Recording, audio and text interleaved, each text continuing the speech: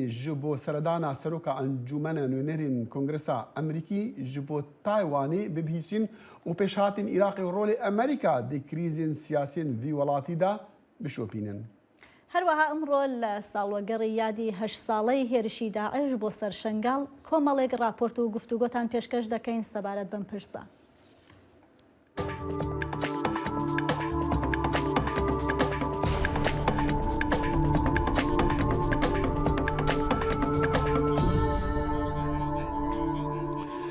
سەرۆکە جڤاتە ئەنجومەنی نوێنەرین کۆنگرسا ئەمریکی خانم نانسی پلۆسی دەرەنگیا دۆ سێشەمبێ گەهشتە تایوانê û bi سەرۆکا vî welatî ve Tsai Ing-wen re civiya. Divê seredaniyê de Seroka Taywanê xanim Pelosî xelat kir. Seroka Encûmenê Nûnerên Amerîkî yekem rahdera bilind e Amerîka di 25 salan de seredana vê girava serbixwe bike ku Çîn bi erdê xwe naz dike. Çînê her zû piştî geştina Pelosî ji bo wî welatî ragihand ku ew dê rahênanên leşkerî bike wek tole û bersiv ji seredanê re. نانسی پلۆسی سەرۆکی ئەنجومەنی نوێنەرانی ئەمریکا سەرەڕای هۆشداریەکانی چین لەگەڵ سەرکردەکانی تایوان کۆبوویەوە و ئەمڕۆ چوارشەمە گوتی کە ئەو ئەندامانی دیکەی کۆنگرس وەک شاندی سەردانکەران نیشان دەدەن کە واز لە پابەندبوونیان بە دوورگەی خۆبەڕێوەبەری تایوان ناهێنن. پلۆسی لە وتارێکی کووردا لە میانەی کۆبوونەوەی لەگەڵ سەرۆکی تایوان سای ئینگوێن وتی ئەمڕۆ جیهان و ڕوبەڕووی هەڵبژاردنێکە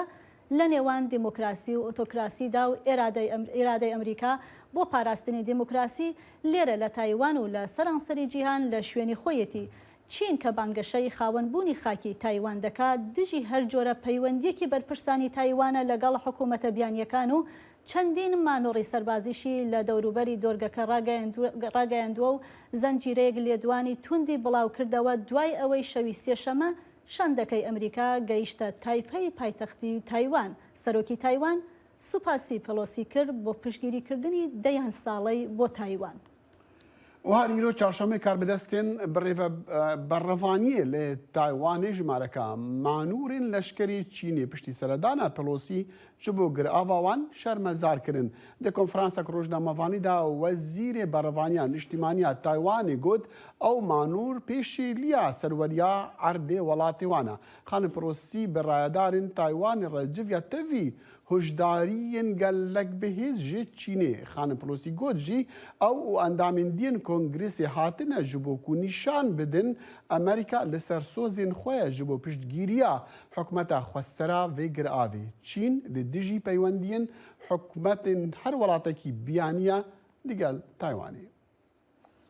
کۆشکی سپی ڕۆژی دووشەمە سەرکۆنەی قسەکانی پەکینی کرد سەبارەت بە سەردانێکی چاوەڕوان نەکراوی نانسی پلۆسی سەرۆکی ئەنجومەنی نوێنەران بۆ تایوان و گوتی ئەمریکا هەڕەشەکان لە بەرچاو ناگرێت و بیر لە تۆڵەکردنەوە و هێرشی سایبریش ناکاتەوە چونکە نایەوێ گرژیەکانی لەگەڵ چیندا پەرەبسێنێ. جۆن کێربی وتەبێژی ئەنجومەنی ئاسایشی نیشتمانی کۆشکی سپی جەختی لەوە کردەوە کە بڕیاری سەردانیکردنی ئەو دۆرگەیە کە چین بانگەشەی بۆ دەکات لە کۆتاییدا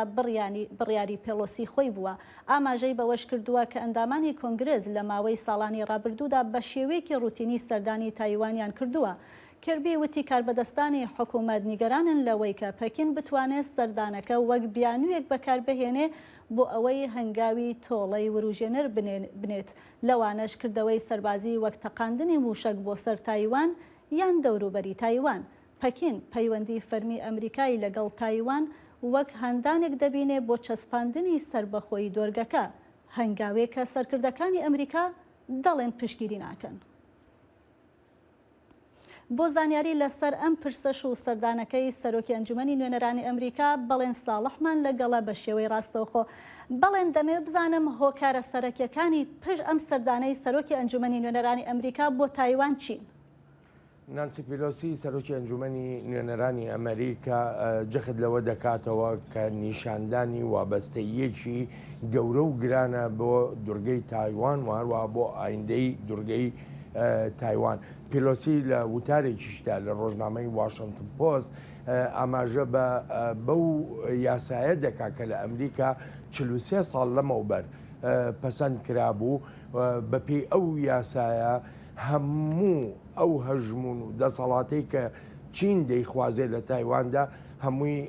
ڕەت کراوەتەوە و وەکو پیلۆسی دەڵێ ئەم سەردانەشی بە مەبەستی تۆکمەکردنی پەیوەندیەکانە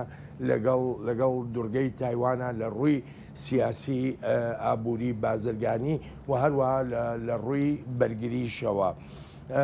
بێت لەوە ئاماژەیەکیش دەدا یاخوو با بڵێم ئاگاهیەگەدا بەوەی کە هەر هەوڵێک لە دەرەوەی خواستی تایوانیەکان بدرێ ئەمە ئەڵبەت وەک ئاماژەیەک بە وڵاتی چین تاوەکو ئایندەی تایوان دیاری بکرێ و میکانیزمی ئاشتیتیا بەدا بەکارنێنرێ وەکو خانم پیلۆسی دەڵێ دەبێتە مایی تێکدانێکی گەورەی ئاسایش و ئاشتی لەو ناوچەی جیهاندا. باشە بەڵێن وەک دەزانی ناڕزایەکانی وڵاتی چین زۆر بوون لەسەر ئەم سەردانە. ئەم سەردانە چی شتێکی تێدایە کە پێچەوانە بێت لەگەڵ سیاست و پەیوەندیەکانی نێوان واشنگتن و پەکێندا؟ بەپێی ڕای زۆرێک لە چاودێران ئەڵبەتە لێرە لە واشنگتن ئەم سەردانە بە هیچ شێوەیەک پێچەوانەی ئەو پەیوەندیانەی نێوان واشنگتن و بێژینگ نییە، بەڵکو لە چوارچێوەی پەیوەندیەکی دۆستانەیە لەگەڵ دورگەی تایواندا. ئەمە هەرچەندە وڵاتی چین وەکو بڵێ ژمارەیە هەڕەشەشی دەکرد لەوەی کە ئەم سەردانە بکرێکاتە لێرەدا دەکەوینە بەردەم دوو جۆر لە کاردانەوە بەرامبەر بەم سەردانە. وڵاتی چین یا وەزارەتی دەرەوەی وڵاتی چین جەختی لەوە دەکردەوە کە ئەمە یاریکردنە بە ئاگر و هەر کەسێکی ژیاری بە ئاگر بکە خۆی دەسووتێنێ. بەڵام وەکو پیلۆسی ئاماژەی پێکرد سەردانەکەی زیاتر بۆ پشتیوانیە لەو دیموکراتیی کە لە وڵاتی تایواندا هەیە. هەر ئەم ڕۆژ چوارشەمە بەر لەوەی بڕوا بەرە و کۆریای باشوور لە کۆنفرانسە ڕۆژنامەوانیەکەیدا جارێکی تر جەختی لەوە کردەوە کە ئەمریکا بە هەموو شێوەیەک وابەستەیە بە تایوانەوە و هیچ گۆڕانێکیش لەو هەڵوێستەدا نایەتە ئارا. بەڵێ زۆر سپاس بڵێن بۆ بەشداریەکەت. بەڵێن ساڵحمان لەگەڵ بوو بە شێوەی ڕاستەوخۆ. دەنگدەرین ویلایەتە کەنساس سێشەمێ پەیامێک bi dengê bilind şandin sebaret hezawan ji bo parastina mafê ji berbirinê û pêşniyazên wîlayeta parêziyar jî ku tim li dijî ji berbirina zarokana red kirine.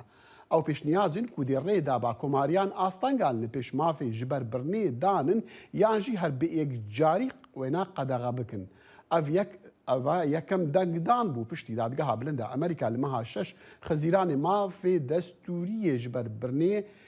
helweşandî ku encamên vê dengdanê jî neçaverêkirî bûn bi taybet li wîlayeteka parêziyar weka Kansas digel nêzîkbûna helbijartinên demê nîviyên Kongresê Amerîkî. Vê dengdanê hêviya demokratan jî bihêz kir li ser astên niştîmanî ji bo helbijartinên meha 11. پێدەچێت لە باربردن لە ویلایەتی ئایداهۆ کە بە زۆرینە پارێزگارن قەدەخە بکرێ هەرچەندە هێشتا لەسەر ئەو بابەتە شەڕ هەیە و لە دادگا و لە ڕووی یاساییەوە پێش ئەوەی قەدەخەکردنەکە بگاتە ئەنجام دەبێ یەکلایی بکرێتەوە. ڕۆژی چوارشەمە پارێزەران کە نوێنەرایەتی پزیشکێک و لەقێکی ناوچەیی دەکەن لە بەردەم دادگای باڵای ئایداهۆ دەبن و داوا لە دادوەرەکان دەکەن ڕێگری لە جێبەجێکردنی سێ یاسا بکەن کە مەبەستلەی سنووردارکردنی لە بارچوونە. لە دوای بڕیارەکەی دادگای باڵای فدراڵی لە 24 مانگی شەشدا کە بڕیاری لە باربردنی هەڵوەشاندەوە پرسەکە بووەتە جێگای مشتومەڕ و دادوەرەکان بڕیار لەسەر ئەوە دەدەن کە ئایا لە باربردن قەدەخە یان سنووردار بکرێت. تاوەکو ئیستاژ قەدەخەکردنی لە باربردن لە هەر خاڵێکی دووگیانیدا لە 8 ویلایەتدا جێبەجێ دەکرێت و لە 5 ویلایەتی دیگەشتا هەرکە دڵی کۆرپەلە دەستنیشان بکرێ قەدەخە دەکرێت لە باربردنەکە. û dûlaşên diyên miriyan hatin vedîtin di deverên berbiagiran ketin li Bakurê Wîlayeta Kalîforniya û jimara miriyan geştiya çaran di mezintirîn agirî da ku berbûya wê deverê. Doh sêşem wê karbedestan got tîmên hawarçonê ew tarim di malekê de li ser rêkeka veder dîtina li nêzik rewanrêka Wîlayeta Oregon. Rêveberê polîsan got çi kesên bêserûşên li cem wan nehatîne tomarkirin hataniha. Di daxuyaniyekê de ofîsa rêveberê polîsan got li roja yekşemê dû tarim di otomobîlekê de hatibûn dîtin. بەڵێ پێم وابێ هەندێک کۆمەڵێک دەخیل هەواڵی دیکەمان هەیە سەبارەت بە ناوچەکە و سەبارەت بە یادەوەری شنگالیش. بەڵێ هەلبەت پشتی ناوبڕێکی ئەمدی مەحەفەیڤینێک هەیە دەگەل یەک شارەزان سەبارەت عێراقی و دی پێ ڕژیمە چەند بابەت دیندی هەنا لەسەر بیرەوەریەوە کتێ گوتی بیرەوەریە شنگالی لێ پشتی بێ ناوبڕی. برنامه هفترنگ برنامه کنری یا بشی کردی لدنگی امریکایی از لقمان احمد هر دو هفتی جارکی و بمگرکی ناو اختی چاندو نرارنگی بمرنه.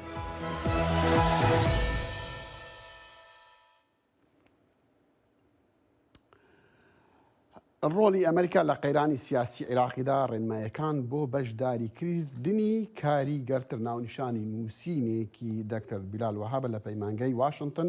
بۆ سیاسەتی ڕۆژهەڵاتی نێزیک ئەو دەڵێ پاشکەشەی ئەمریکا لە دوای هەڵبژاردننی ساڵی ڕابردوو حسابکردنیی هەڵە بوو کە تێکچووی زۆر بوو بەڵام واشنگتن هێشتا دەتوانێت ئامانجەکانی لە عێراقدا بەدی بێنێت بە خۆخزاندنەوە ناو ململانەی و عێراقدا بە سیستەمی سیاسی نەک ئارزووەکانی سیاسەتی تاکدا. ئێستا دکتۆر بیلالمان لەگەڵا بۆ ئەوی بزانین مەبەستی چییە لەم وەکو بڵێن بۆ چۆنە کە ئەمریکا دەتوانێت ڕۆلی باشتر ببینێ و دیارە بەپێی گوتارەکەی دکتۆر بیلال کە ئەمریکا دوای هەڵبژاردنەکان تا ڕادەی خۆشکشاندووە لە بارودۆخ عێراقدا. ئێستا دکتۆر بیلال بەیانی باش زۆر سوپاس بۆ کاتی جەنابەت دەزان بەیانی زووە لە لای تۆ لێرە لە واشنگتن شیکردنەوەمان بدە لەسەر وتاری جەنابەت لە پێش دوو ڕۆژکە دەرچووە. بەیانی باش کاک دەخیل بۆ بەڕێست و بۆ بینەرانی دەنگی ئەمریکا. لە ڕاستی ئەمریکا توانی ڕۆڵێکی گرنگ ببینێت لەوەی کە لە ساڵی دەی پار لە مانگی دەی ساڵی پار هەڵبژاردنەیەکی ڕێک و پێک بۆ شەفاف لە عێراقا بێتە ئاراوە کە ئەنجامەکەشی تا ئاستێکی زۆر بەدڵی وڵاتە یەکگرتوەکانی ئەمریکا بووبەوەی کە ئەو لایەنانەی کە لە هەڵبژاردنەکانی 2010ەوە لە ڕێی میلیشیاکان و لە ڕێی هەڕەشەوە هاتوونە سەر دەسەڵات و لە پرۆتێستەکانی تشرینی 2019 وایان لێکرا مجبور کران کاواز بهێنن ئەمانە دۆڕان واتە دۆڕانێکی سەرجادە تەرجەمەکرا بە دۆڕانێکی هەڵبژاردنەکان بەڵام پاشان لە دوایەوە لە جاتیەوەی کەوا یارمەتی لایەنە عێراقەکان بەدا بە تایبەتی هاوپەیمانەکانی ئەمریکا کە لە کوردەکان و بەشێکی شیعەکان و بەشێکی سوننەکان بۆی کەوا ئەم میلیشیانە باڵا دەست نەبن و دۆڕاندنەکەی لە هەڵبژاردنەکانە بێتە دۆڕاندنیان لە دەسەڵاتە ئەمریکا جۆرێک لە کشانەوەی هەڵبژارد لەبەر چەند هۆیەک ئەکرێ باسی بکەین بەڕای من ئەم کشانەوە وای کردکەوە لایەنە نارەکانی ئەمریکا بتوانن وردە بەرەنجامی هەڵبژاردنەکە هەڵبوەشێنەوە جارێکی تر بێنەوە ساحەکە. مەبەست ئەوەیە نارەکانی ئەمریکا لایەنە عێراقیەکان کە لە وتارەکەدا باسەکەی کە ئەوانەی سەرنەکەوتووی هەڵبژاردنەکانن وا گەشتنە ئەو ڕادەی کە ئەنجامەکان قبول نەکەن و ئەم بارودۆخەش بگەینە ئەم ڕادەی کە ئێستا لە ناوبەغا دەبینین. بەڵێ چونکە هەندێک لە میلیشیاکان کەوا لە ئەسڵا میلیشیان و بەڵام قیناعێکی حزبی و سیاسیان لە دەمکردبوو لە هەڵبژاردنەکانی 2010 توانیان بێنە ناو پەرلەمان ژمارەی دەنگەکانی هەندێک لەو میلیشیانە لە یەک کەسەوە بووە 12-13 کەس ئەمانە وایان کردکەوە پەرلەمان بێتە پەرلەمانێکی میلیشیاوی و بێنەوەی کە هێرش بکەنە میلیشیاکان هێرش بکەنە سەر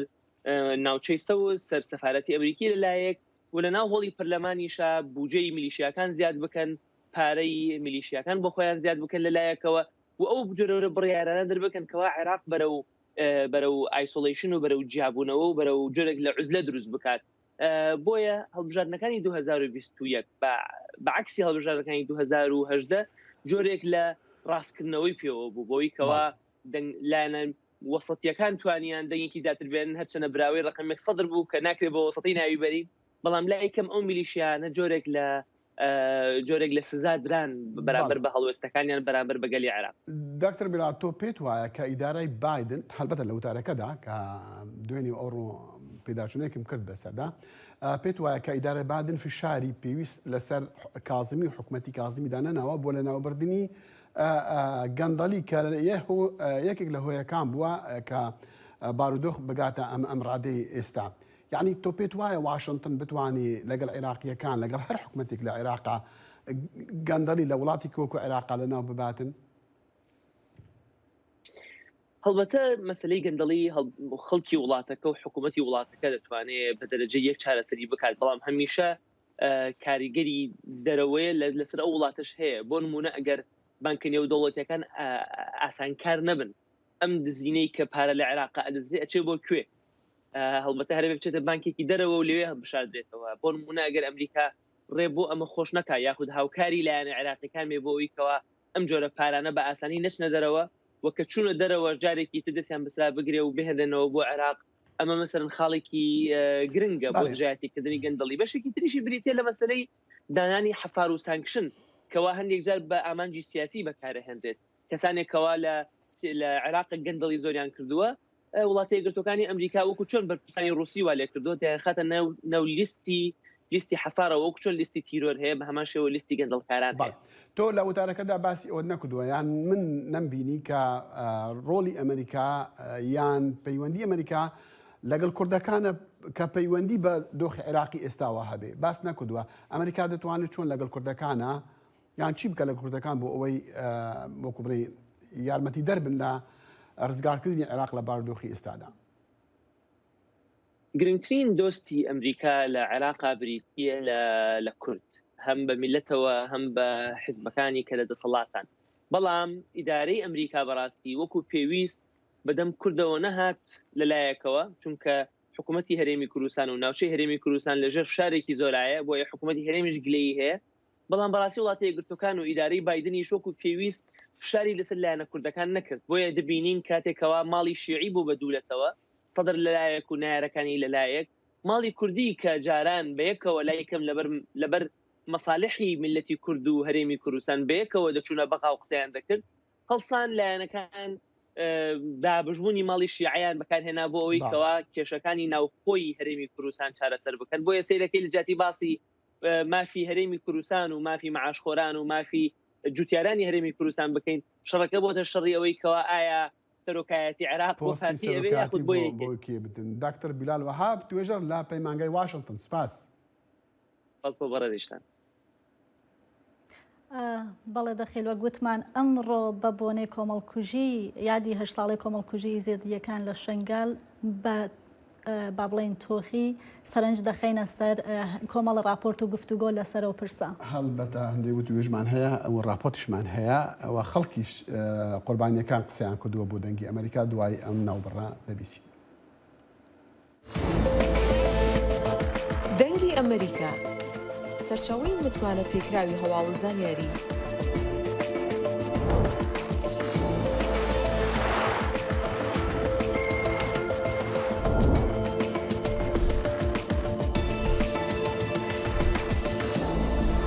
لە ماڵپەڕ و تۆڕە کۆمەڵایەتیەکانی دەنگی ئەمریکاوە ئاگاداری هەواڵ و گۆڕانکاریەکانی جیهان بە.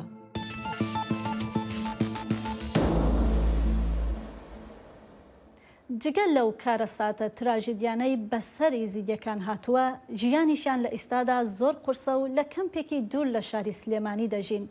کەمی خزمەتگوزاری و پێداویستیە سەرەتایەکانی ژیان وای کردووە ڕۆژەکانیان لە دۆخێکی سەختدا بەسەر ببەن. پێکەوە راپۆرتێک دەبینین لەم بارەیەوە.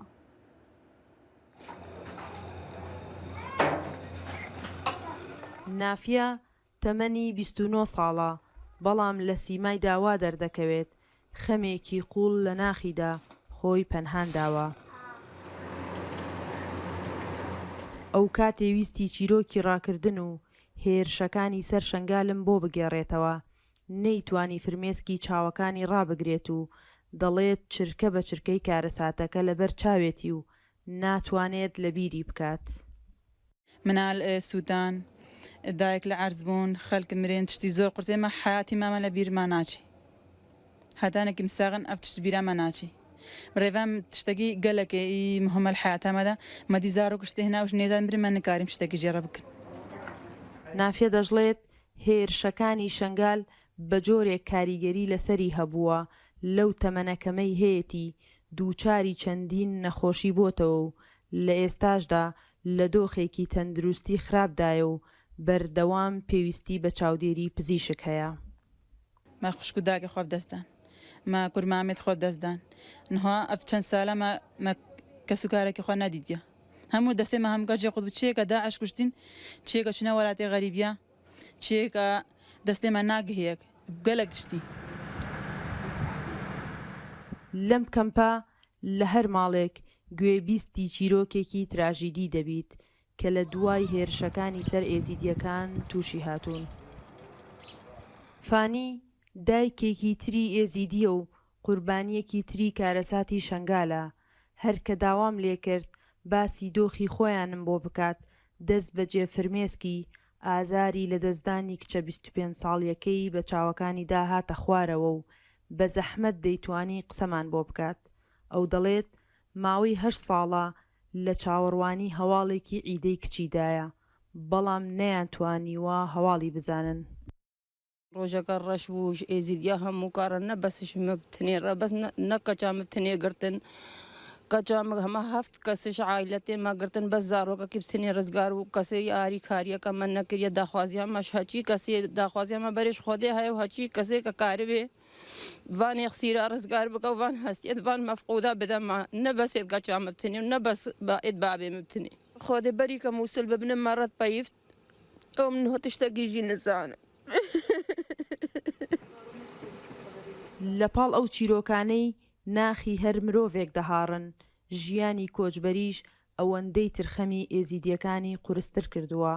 ئەوان لە کەمپێکی دوورەدەستی شاری سلێمانی نیشتەجێن کەمی خزمەتگوزاری و پێویستە سەرەتاییەکانی ژیان وای کردووە لە دۆخێکی سەختدا ڕۆژەکانیان بەسەر بەرن. ئەوە 8 ساڵە ئێمە لە ئەو خێمەکانە ژیانکرد یعنی نەخۆشی هەموو چێ بووە لە ناوبەین ئەو خێمەکان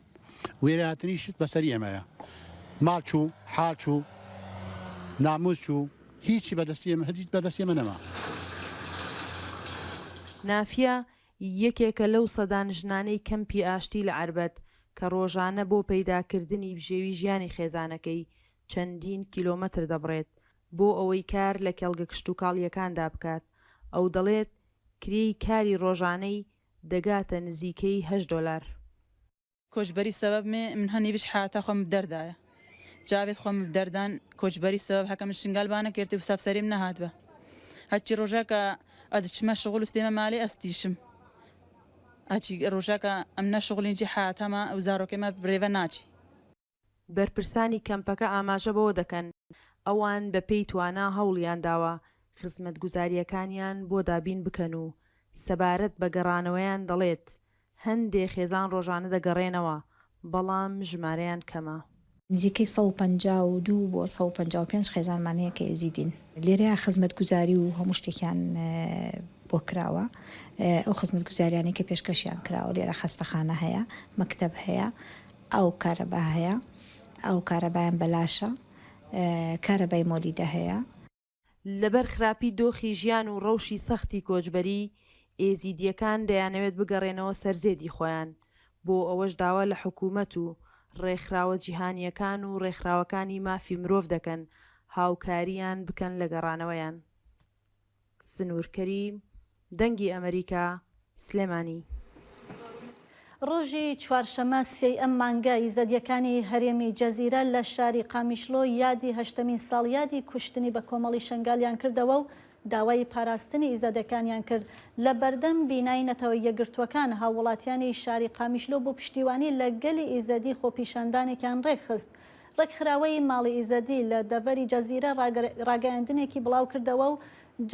جەختی لەوە کردەوە کە دوای 8 ساڵ لە کوشتنی بە کۆمەڵی ئیزەدیەکان هێشتا هەزاران کەسیان بێسەر و شوێن و دەیانە هەزار خێزانی دیکەش لە کەمپەکاندا دەژین.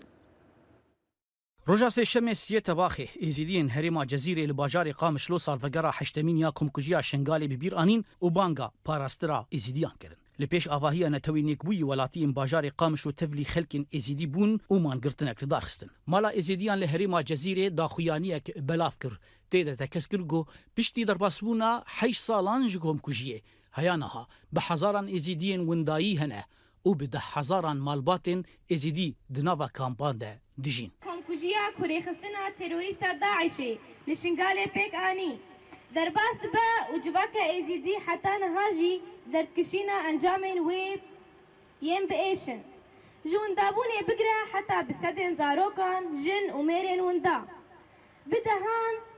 بده هزاران مالباتن ايزيدي هينجي لكامبين كوكيم حوجدارين جبو جيانا كباش وقنجاو تنانا دجين ئێزیدیان هەرێما جەزیرێ ژنەتەوەی نێکبووی خواستنگۆ پاراستنا ئێزیدیان کۆمکوژیان بکەن و چارەسەریەکێ ji rewşa koçberên êzîdî re bibînin. Hevseroka mala êzîdiyan li herêma Cezîrê Leyla İbrahîm ji dengê Amerîka re dibêje got wan nameyek radestî netewên yekbûyî kir ji bo xwedî li êzîdiyan derkevin. حتى انها يعني كسب خدي درنكتي حتى انها برسل وسقامي دنا تكونا دنا حتى انها كسن كاري فقر سر واخا خو سر جندي خو واري خو موكل فيديو وك مالا ازيديا مانا مقدا يو ان مقوجبو الروشاوان سكنين والحالي واب برسن وشارك جوار بكين جبو ملاطيما هن فقر سر اخا خو لە ئالیەکی دن وڵاتیان باژارێ قامشلۆ بەشداری مانگرتنê bûn û bi gelê êzîdî re banga parastina êzîdiyên Bakur û jilatê Sûriye jî kirin. Welatiyê bi navê Salah Helebo dibêje got li Bakur û jilatê Sûriye rojane rastî gef û êrîşan tê. Di nav de jî gelê êzîdî gol vê herêmê dibîne koçber bûye û mal û milkê xwe berdane mîna Efrîn û Serêkaniyê. Hêvî dikim ev nama me bigî her kesî çi kesê got piçekî insaniyet keramet ûjdan demîr رێخستن دیار ببێ جۆمانە گەرەك هینگی براسیجی تەبلی مە ببێ بە وی ڕۆژێ هاتنا گمهاتیە vêdê ئەم vî dengê xwe vê xebata xwe vê êşa xwe derdê xwe gem diyar elêmê tevlî bikin îdî helqa sal ser mertebebaz dibê rojane kuştên qetilkirin tehcîr birêberiya dibêjin xwedê giravî em İslamın birêberiya hinekî jî em demokratin lê belê mixabin 8 sal ser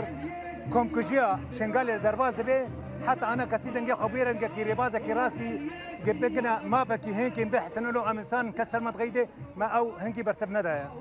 هجايا بیرخستنه یگو دسیتا باقی د سالا 2014 ریخستنا داعش ایریش نافچیا شنگالی له هریما کردستان کر او کومکوجی در مافی ازیدیان تبکانی لګوري امارن فرمینیزی 5000 ازیدی بون قربانی هیانا هاجی به هزاران ازیدی وندای هنه گوچارا نو سوان ندیاره زانا عمر دنګ امریکا قامشلو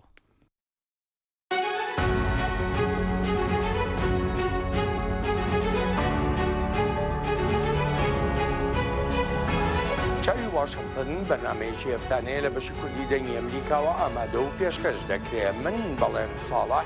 هەموو ڕۆژانێکی هەینی لەگەڵ پسپۆراندا تاوتوێی گەرموگورترین بابەتی ڕۆژ دەکەین لە پەیوەندی بە سیاسەتی دەرەوەی ئەمریکاوە لەگەڵمان بن.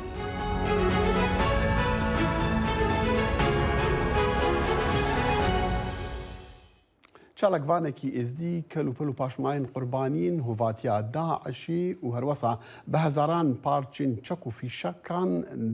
ئێریشێن سێی تەباخا 2014دا لەسەر شنگالی هاتین بەکارهێنان کۆمکردنا و سمبۆلین ئاشتیە پێ ئافراندنە. پەیامنەری دەنگی ئەمریکا یان پەیامنەری دەنگی ئەمریکا لە مووسڵێ دەشتا مووسڵێ کاوە عومەر سەردانا جهێ کاری حوسێن بەعادری کردە و ئەف راپۆرت هەنارتیە. پشتی سێ کچێتمە هاتیە ڕزگارکردن ئەو بخۆ خەلکێ نەحیا بەعەدرێ ئەلباکوورێ دەشتان نەینەوە لێ هەر تشتێکێ گرێدایی بە کۆمەڵکوژیە ئێزدیان ڤە بدەستکەویتن لە جەمخوا پاراستینە مینا جلو بەرگ و دەرسۆکا سۆر کۆ زۆربەی کاڵەمێرێن ئێزدیان لە سەرێ خواتکردن هەروەسا جلو بەرگێن بە تەعدا داعش لە بەرژنێن ئێزدیان کرین ئەفجلکنا سەلمی مەکردن ومە هەندێک جلوبەرکێت جوان و ڕەنگینمە دانەوانێ نەئەفتنێ بەد لەمە هەبوون بەلکی هەفتهشت بەد لێ دیشکە بوون مەڤڕێکردنە ئێدی هەولێر نهۆش کوێلجێکی تایبەت لە هەولێر تێنا نمایشکردن ئەبڕاستی ئەفجەمەدانیا پیرۆس مدیت ڕەخێت وان گۆڕا بوو مزانیاوە ئێخسیرێت ئێزدیایە ئەلوان گۆڕا هاتبوونە کوشتن خەلکەکی بێگونە من رابو اف جمدانيا يعني ماش كرو من اينا هاطا اسي ساغم ازريفي جمدانيا صور باريزم بابو خالد ما باراستي بخونيا صور بي ام جدي باريزن هاطا تقارين چیرۆکاوێ دەمژمێرێ چییە؟ ئەڤام چۆینە مالێکێ پشتی هاتینا ڕزگارکردنم چوینە مالێکێ من تاکید کرد داعش سعات چەند سەروی گوندی داگر بوو مەپرسیار کرد گۆ سعات 8 لو ما ساعات 8 كين بيش ساعتها هاد بوسكناندن جامێشکاند بوون و ئولعەردی دابوون. حسێن باعەدری زێدەتری 2000 قالکێن فیشەکان ji gundê Koço înayne û ji ewan qalkên fîşekan tabloyên ciwan bi destên xwe jê dirust kirîne ku ramana aştiyê û zanînê diket. Li ayîndekê nêzik ew dê beşdarî pîşangehekê bît ku li ser komelkujiya êzdiyan hatiye kirin ji layê Daeş ve li qeza Şengalê. مندك فیشک رابوون ئینان مگۆکو هەردێوەکی وان جەمەدانیا پارێزم ئە فیشەکنا بۆچی ژیانەکێ دوماهی تینێت ئەس هاتم من هەزرێک تێدا کرد ئەس چی بکەم من ئێکسەر جارەکە دێت چۆمەوێ دەرێ من هەندێک فیشەکی دینا نێزیکی 200 فیشەکی قاونێتوان مڕابوو کڤاڵک چێکری هوەری ئەوشی کۆتر نیشانە ئاشتیە من باوەڕ نەت کەس دێ بەرفراکەم فێ پێشانگەهەیە و جارەکە دیش من سەرداناوانکردنێزیکی 2000 قاونا من ئینا هەر دەمێ باعەدری تابلۆیەک دروست کرد و کار لەسەرد کرد بدلێکێ خەمگین و هەندێک جاران ڕۆندەک باراندن ji bo roja 2014 ku hezaran êzdî hatin kuştin û bêserûşînkirin lê ew li benda rojeka geşe li Şengalê bhelîtin û milletê êzdî wekû caran jiyana xwe borînin. Kawa Emer dengê Amerîka deşta Neynewa. دوای ڕوخانی داعش زۆرێک لە خێزانەی زەدیەکان چاوەڕێی گەڕانەوەی ئەندامانی خێزانە ونبۆیەکانیان دەکرد و هەروەها چاوەڕێیان دەکرد بتوانن بگەڕێنەوە بۆ ناوچە زیان لێکەوتوەکانی خۆیان بەڵام هیچیان لەمانە تاوەکو ئیستاڕووی نەداوە. راپۆرتێکی دەنگی ئەمریکا دەبینین پێکەوە کە یەحیا بەرزەنجی دروستی کردووە سەبارەت بە ڕەخنەی ئیزەدیەکانی دەڤەری ڤیرجینیا سەبارەت بە ڕەوشی ژیانی ئیزەدیەکان. لە دوای تێپەڕینی 8 ساڵ بەسەر کوشن و بڕین و کۆمەڵکوژی ئێزیدیەکان ڕەنگە لای ئەوان ساڵ نەگۆڕ بێت چونکە هێشتا چاوەڕوانی گەڕانەوەی ونبۆکانن لەو ڕووداوەی لای ئێزیدیەکان بە ڕۆژی فەرمان ناوی دەبن کە بگوڕ و بکوشکران لەلایەن چەکدارە ئیسلامیەتون ڕەوەکانی داعشەوە دوای 8 ساڵ هێشتا لەژێر چادرگەیان پێ باشترە وەک گەڕانەوە بۆ زێدەکەیان شنگالێکی بێئایندا. ئێزیدیەکانی ئەمریکاش بەجەستە لە وڵاتە و بە ڕۆحیش لە کۆنە هەوار. من لە ئەمریکایش دیم بەس لەوەی دەبینین هەرڕۆ فرمانەکە هەرڕۆ ئاگر چادرا چێت چادر نەحل ئەوە منتەقاوان ئامد گەڕێنە شنگارێ اتفاقا کوردستانی مرکزی چێ بدێت خۆش بێت ئەکە ئەمانە نەبدێ کێ دەربێت چوو عێراقی بۆ معیش نابێت دەرکەونە دەروێ وڵاتی خۆشترە بۆ مەڕێکێکی بین دەرێخە ئەم لە چادر چۆ دەعی دەبێت ڕۆژێکە دوو نەسێنە هەڕۆ چادر دەشۆژە هەردوون دەبینە هەڕۆ چادر دەشۆژە. ئەم خانمە ئێزیدیە گلەیی لە مرۆڤایەتیە کات و پێی وایە ئازار و سوێی دڵی دایکەکان وەک یەکن کاتێ جگەرگۆشەکەت بە زۆر لێدەستێنن. خۆدێمە چاوێمە خڕایە لێ وەکی وان دایکە ئەو بچووکێتوان زڤڕنەڤە ئێت چۆین ئێت چۆین ئێت مای بزڤڕنەڤە کەیفادەیکێتوان بێت خوشکێتوان برایکێتوان هەموو چۆن و کەسی ئاژێنینە مەدبێت دەولەت پێڕابێت مەدبێت هەتا ئەمریکا پێڕابێت دەنگی بچتە خڕەکە و پێ بەڕابن و زڤڕنەڤە و گەلەکە گویانێ لێ و بچووکێتوان خڕ چۆن هەنداوە. لەو دەمەی چەکدارەکانی دەوڵەتی ئیسلامی و خەلافەتەکەیان ڕوخێنرا چاوەڕوانی گەڕانەوەی ئێزیدیەکانیش بۆتە لوغزێک لە دڵی کەسوکارەکانیان. ئەم کاردارە ئێزیدیە لە ڤێرجینیا بە دوای ئەو پرسەوەیە چی کرا بۆ شوێن بزربووەکانی ئێزیدیەکان. کاکە 2014 کاریساتەکە زۆر مەزم بوو بەسەری زیادە هات ینی تەندروستیا داعشی ینی زۆر خەڵکەکە تا ئێستا بێسەر و شۆن نەدیارن باشە ئەو خەڵکە حکوومەتە هەرێمی و حکوومەتە بەغدا هەتا دێنۆکە چی کرد بۆوی خەڵکی هەتا نۆکەوەل بن چادرانە بێژ یان تشتێکی بۆ ڕاتاوەت 7 ساڵ تشتە سەر ڕابۆری تشتێک دیار نینە ئەم هەستکەین زووترین وەخت چارەسەدیەکی بوان خەڵکی ببینی بن چادراوان و خەڵکێمە زۆر پەریشا بۆ و دەربە دەرکەوت. بە هەزاران ئێزیدی ئاوارەن و ساردی و گەرمای ژێر خێمە ئاچێژن لەولا شەوە زێدەکەیان کەوتووەتە بەر بەرداشی ململانەی سیاست ڕەنگە ئەوە پرسیارێک بێت کەی دەرگای شنگال بەڕووی خاوەن ماڵەکانە دەکرێتەوە. یەحیا بەرزنجی دەنگی ئەمریکا، ڤێرجینیا. هاوکارم یەحیا بەرزەنجیمان لەگەڵا بۆ قسەکردن لەسەر راپۆرتەکەی سەبارەت بە ئیزدیەکان. یەحیا دەمەوێت بزانم جگە لە ئەو ڕەخنانەی کە با بڵێن ئەو ئیزدیانە خەڵکی ئیزدی دەیگرن سەبارەت بە هەرێم و ئەوانە داوای دیکەی سەرەکیان چییە بەو پێیەی کە تۆ زۆریانت بینی و قسە لەگەڵ کردوون؟ ئەلبەتە بێهودەیەکی زۆر سەیر لە نێو ئێزیدیەکانە پیا بووە کە تەنانەت تااقەتی قسەکردنیشیان نەماوە لەسەر ئەو دۆسیە هەستیارەی کە بەسەریان نەهاتوە. بە نمونە زۆر بێ ئومێدن کە تاکو ئێستا بڵین ناتوانن بە سانایی بگەڕێنەوە بۆ شنگال ئەو ململانێ سیاسیە توندەی کە لەو قەزایە دروست کراوە تاکو ئێستا هیچ چارەسەر و دەرچەیەکی بۆ نییە. لەبەرەوە گەڕانەوەکانیان تەنانەت ینی وەکو زۆرێک لە راپۆرتەکانیش کە ئێستا ئەیان بینی زۆرێک خەڵک باس لەوە کات چۆن بگەڕێتەوە کە هاوسێ ماڵەکەی بڵێن گوندا و گوندانەی گوندنشینانی دەوروبەری دەستیان هەبووە لە یارمەتیدانی چەکدارەکانی داعش و بە جینۆسایدکردنی خەڵکەکەی. لە هەمان کاتە خاڵێکی کە زۆر گرنگە تاکو ئێستا دادگایی کەسێکی چەکدارێکی داعش نەکراوە لەسەر ئەم دۆسێ لە کاتێک کاتۆ ئەنجومەنی ئاسایش بڕیارێکیە لە سای 2007 بە جینۆساید ناساندنی ئێزیدیەکان هەستەکەی. یەکێک لەو شتانەی کە من زۆر بەلامەوە گرنگە باسی بکەمەوەیە کە یەزیدیەکان هەستەکەن بێکەسن، هەستەکەن کەس بەڕشت لە دۆسەکان ناکۆڵێتەوە. بە نمونە ئێمە لە ڕابردووە دۆسەیەکی وەکو ئەنفالمانەیە کە باز لەسەرەوە کرێت کە دۆکومنتەکانمان هەمووی فەوتا زەمانێک بۆ زەمەنیشکێ بەڵام ئێستا ئەگەر ئێزیدیەکان وەکو دۆسەیەکی کوردی وەکو دۆسەیەکی نەتەوەی کورد هەروەها ئاینێکی جیا لە هەرێمی کوردستان تاکو ئێستا بەڕاستی هیچ نەکراوە بۆ کۆکردنەوەی بەڵگەکان بۆی کە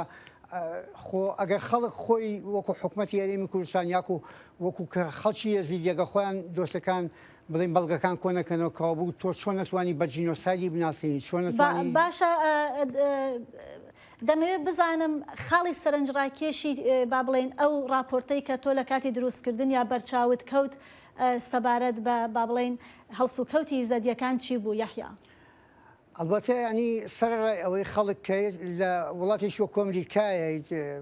هێندەیە بڵین ئاسایش و بەرقەراری تایە. بەڵام چەندین کەس کە من چوومەلایەن لەوەی کە بڵێن قسەم بۆ بکەم بەڵام هەستەکەیت ترسێک بە دوایانەوەیە ترسێک بە دوای خەڵکی ئێزیدیەکانەوە ئەوەی ئەو ڕووداوی بینیوە وەکو خۆی یاخود ئەوەی کە بڵین هەر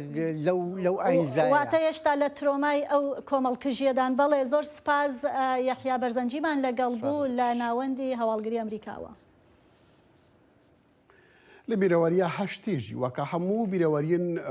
ئیرۆ ڕۆژ لە ساڵە 2014 یاکۆب کوژیا ئێزدیان لە شنگالێک و ژەعالیە چەند حکوومەت و پەرلەمانین وڵاتین جیهانی و سازیین نەتەوێنی گرتیڤە بە جنۆساید هاتیە ناسکردن هیوی و داخوازە وانیا یەکێ یاوان ئێزدیا ڕزگارکردنا کەچ و زارۆکانە و هێشتا وندانە گەلۆ هەوڵ دەوێ پێڤاژۆیدا هەنە بە مەڕا حوسێن قایدی بڕێبەبەرێ بیرۆیە ڕزگاربوویان لە هەولێرێ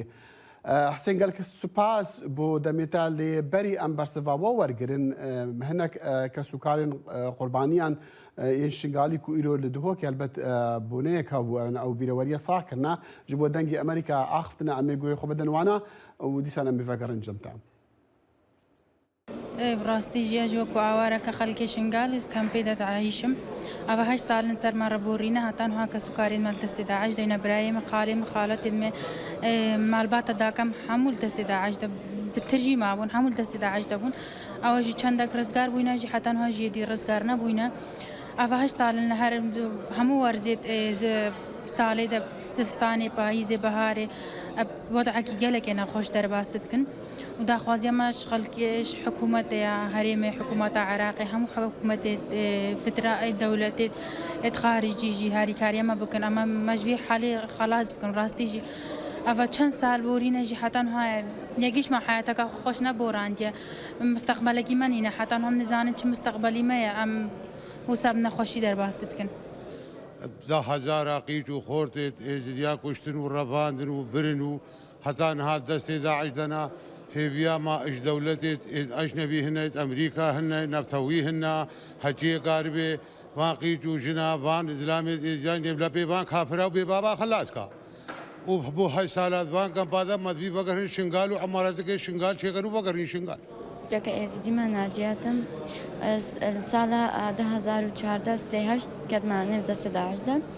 ساڵە 2018 هەیڤەتدۆ ئەس خەلاص بووم ئەبەچە بەهشت ساڵ دەرباز بوون سەر vê karîse ta sêheşt re derbas bû heta vê wextî gelek keç û kur û deyê ku bab û zarokek me êzîdiyal nêvdestê Daeş de mayne niha xelkê min dibira heyne her dibiraj li destê Daeş de mayne daxwaza me ew e yanî me gevan naciya te her wisa xelkekî êzîdî bête kirin ev heşt sal derbas bûn ام هر روز يعني الفان كارثة زي هجرة درباس بن هر الفان نخوشيا ده وحتى يعني حتى في روجي بشتفانيا كإزديانين اف ازدي همل يعني بن فان خيفتا ده الفان شادرة ده اتماين هر روجي كي خيفتا كتشوتي ام عزيزة كي خوش دست الدن. بله بريز حسين قايدي ربابري بيرويا رزقار بيان نهولير النهار راستو خب مرايا كاك حسين قالك سباس جبو دمي ام دبهيسين يعني افشان تروجاكو ام بيرواريا شنغالي ديكن همو كسين كو داخبن داخوازا وانيا يكي اوكو او خانم او زاروكن كو هشتا وندانا بين رزقار كرن اري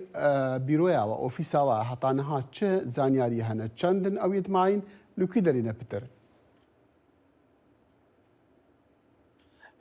هالكفته بورينا 8 ساله سر جنوسايد كرنا كرد ازدي صلاف الجاني جانغوريه ازيد خاني وحمو شهيد كرد وكردستاني صاغي بو بريندارا ورزقار كرن بو او كاسيت خطانه ودقرتي نفيسنجار رزقار كرنا روانديا يا ساله 2014 پشتی وی جنوسايد كرنا كرد ازيدي هذا دامزراندن اكش ارمانجت و سرگي او بو ديفچونا بابته گرتیا بکاتو چی وکو لګریان چی وکو روزګار کړن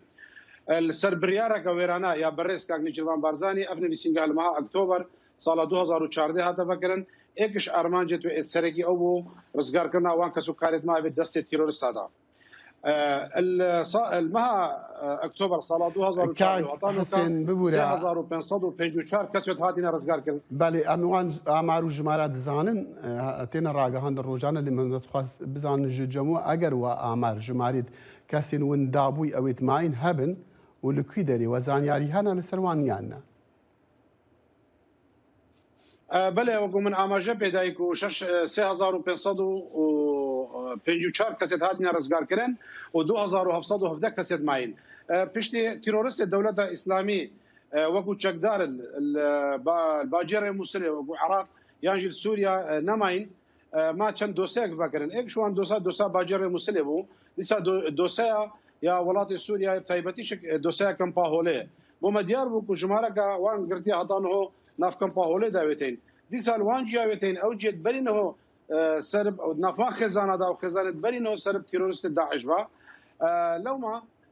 كو ام وكو نفيسينغا ابهوري ديفچونا في بابتي كاين الچوكو لغريان چوكو رزغان چيل باجر مسله چيل ولات سوريا چيل كمپا هوله يعني الهرجه جدي بيغمان او كسيكو هاتي ديتن او كسما هول واداي رزقا كلمه رزقان ابدي ابد هطان هود برزا كارمي بردوما بودي فشونوان بلكو هندك اصلا قطوين رياضه هبن ام هر حال توجيهات برسكاك نجران بارزاني اول كو لغريان ورزقار كرن يا بردوام بتحطا اكس مابد بله ديارة جماعة وانين يعني جماعة الراس نين اللي كاكسي متخواست از بحثي روشا جيانا اوان كسين كودناف كامبادانا تزاني بصدان هزار نهاب تايبلجي لدفرها لبارزقها دوك دي كامبين اوارد عنان از تخوازم بزانم يعني ازانم ايرو بيروري لدهوكي هاتو بوكرن همو جيان هابولي قالوا بينغافك حاتي هافتن وكو بكريار بيت هافتن جبو باش كرنا روشاوان بێگومان پشتی هەوڵ و بزاوێکی مەزن حکوومەتە هەرێما کوردستانê اتفاقك لەگەڵ حکوومەتە عراق فدرال هاتە kirin ئیشرافە ئەمم متحیدا بگۆرەی وێ اتفاقê ku hindek xal têda hebûn ku xelkê me bi zivir teva ser ciyê xwe taybetî jî devera Şingalê û gelek xalê dî jî têda hebûn belê hetanoka jî حکوومەتە عراق فدرال neqariye yek xalê jî yek bendê jî şwê benda اتفاقê navbera حکوومەتە herêmê û حکوومەتە Iraqê de cêbecê biket lew maşik xelkê me neqare bi zivir teve servî destûdarê noka li Şingalê heyî êkî wan xalê ku xelkê me neqare bi zivir ew ku hebûna çendîn grûpê çekdar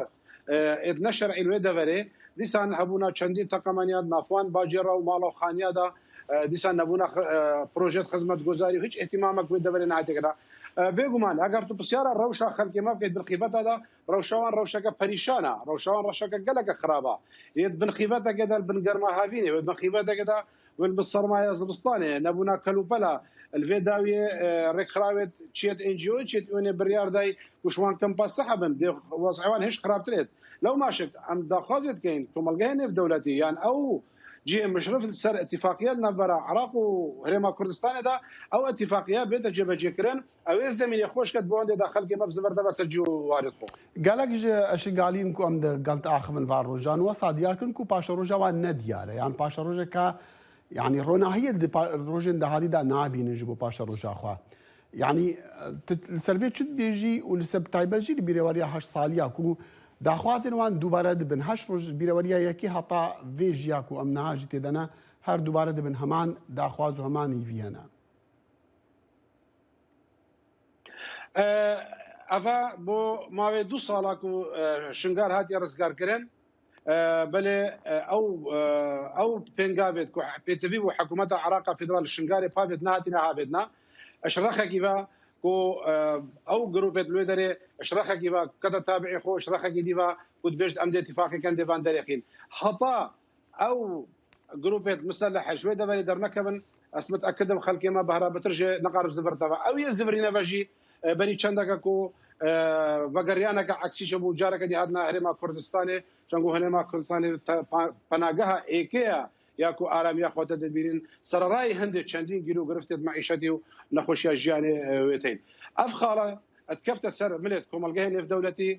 etkefte ser milê Iraqê û wezî Şingalê xweş kin bo hindê da ku xelkê me evê birvan xîbeta da vegerê de ser cî û warî xwe ve em dibînin rewşa Iraqê jî û rewşa abûriya herêmê jî ta radeyekê berew xirabiyê dîçitin taybet jî wezî siyasî Iraqê bigiştî eger Iraq divî barûdoxî da bitin kê bikare be rewşa şingaliyan jiyana şingaliyan xweş bike yanî diyare bihîvî bûna wan ji vê ye jî Iraq nedivî barûdoxî ji dabû belê hiç pêngavek devera Şingalê netata havêtin bo nimûna Şingal hate rizgarkirin bo maveyî teqrîben sal û nîveka yek proje Iraqê li wê derçê nekir sererayê hindê wezî Iraqê aborî ney xirab bû jî belê piştî hingî geyara hate rizgarkirin ew ji qezayeka ya ser parêzgeha Musil veya demildest hekûmeta Iraqê 15 milyar dînar bo îadet bunyat tehtiya wê deverê terxan kirin ev karekî baş bû belê me diviya li wê derê jî li Şingalê jî hindek ev pêngavna havê dadin hetanoka jî ez tekîdê li vî babetî dikim hetanoşik yek projekî stratejî li devera Şingalê ji rayê hekûmeta Iraqê ve nehatiye çêkirina وضع عراقي خوش بو چنات كر بل هكا وضع عراقي نخوش بچاوت او دولتان نقارت احتفاظي بمؤسسات خوكات سازيت خوكات او دي قارت بجهه دي بكت بريس حسين قايدي بريفا بري بيرو يا رزقار بيان لهوليري بمربو سپاس گەلک سپاس بەڵێ دەخیل بەڕاستی چیرۆکەکان پێم وابێ ڕۆحی هەر وەک پرسێکی با بڵێن مرۆڤایەتی ڕۆحی هەموو کەسێک بریندارەکات و دەهەژێنێت زۆر دڵتەزێن بۆ نەو چیرۆکانە بێگومان هەلبەت بیرەوەریەکە نەخۆش بوو ببێ چەندێژی تێن داویە بەرنەما ئیرۆیا کورد کۆنەکشن هەتا سبەی هەر شاد و بەخت باوەر بن و خۆدا حافیز هەر شاد بن.